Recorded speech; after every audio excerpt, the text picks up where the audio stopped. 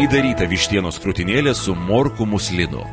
Vištienos įdarą paruošiame iš vištienos faršo, grietinėlės, apelsino žievelės, pistacijų, kiaušinių ir prieskonių.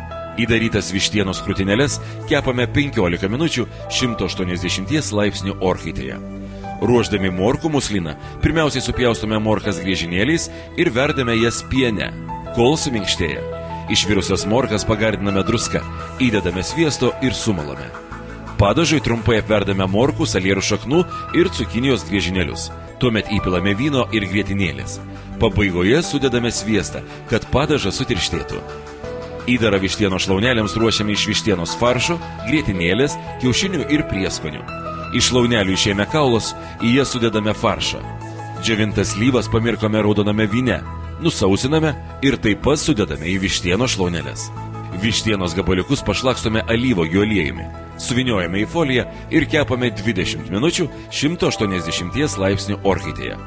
Gamindami raudono vyno ir spanguolių padažą, pirmiausiai karamelizuojame cukrų, įpilame vyno ir verdame ant mažos ugnies, kol padažas sutirštėja. Pabaigoje sudedame spanguoles.